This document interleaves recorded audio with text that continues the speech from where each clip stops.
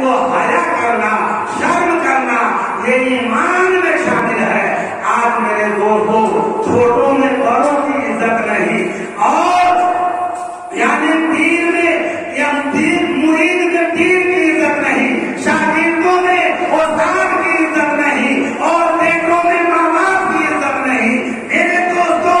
بے حیائی اور بے عزتی کو عام ہوتی چلی جا رہی ہے۔ بے حیائی اور بے عزتی اپنے اور سریا سے بھی آگے بڑھ رہی ہے۔ لیکن میرے دوستوں، اللہ کے رسول ارشاد فرماتے ہیں کہ تم دنیا میں آئے ہو تو اس طریقے سے تم اپنی زندگی کو گزار لو کہ جب تم چلے جاؤ تو تمہاری زندگی لوگوں کے لیے نمونہ حیات بن جائے، نمونہ عمل بن جائے، اور تمہاری زندگی کو لوگ نمونہ کے طور پر پیش کرے، ثبوت کے طور پر پیش کرے، تمہارے کردار کو لوگ نمونہ کے طور پر پیش کرے۔ ماشاء اللہ، ماشاء اللہ۔ ایک بار اور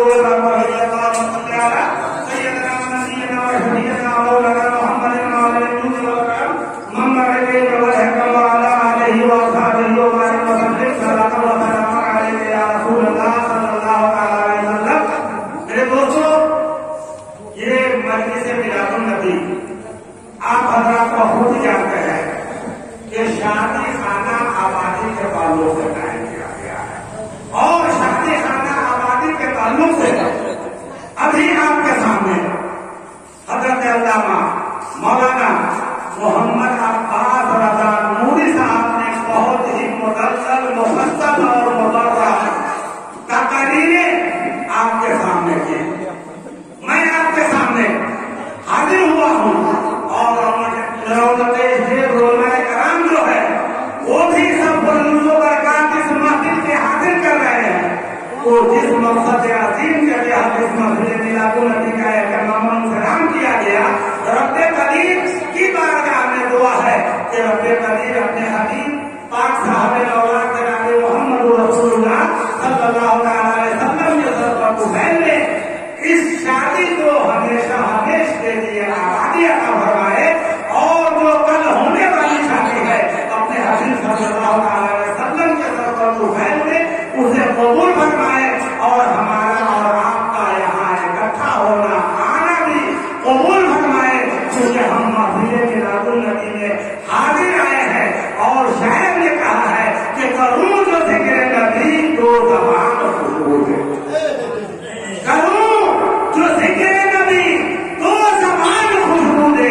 اور جہاں سے ذکر ہو سارا مکان خوشبو دے۔ تو جہاں پر نبی کا ذکر ہو جاتا ہے، جو ذکر نبی کرتا ہے تو زبان خوشبو دیا کرتی ہے، اور جہاں پر ذکر نبی ہوا کرتا ہے تو سارا مکان خوشبو دیا کرتا ہے۔ تو رب قدیر اس محفل کے پھیل میں ہماری اور آپ کی مغفرت ضرور فرمائے گا، کیونکہ ہم عشق رسول میں یہاں آئے ہیں، ہم رسول کی محبت میں یہاں آئے ہیں، رسول کی محفل یہاں سمجھ کر کے آئے ہیں، اور اللہ کے رسول ہمارے دلوں کو راز کو جانتے ہیں، ہمارے دلوں کو بھید کو جانتے ہیں کہ ہم کس حقیقت سے آئے ہیں، ہم کس محبت سے آئے ہیں۔ روز قیامت وہ ہماری مغفرت ضرور فرمائیں گے، ہماری شفاعت ضرور فرمائیں گے۔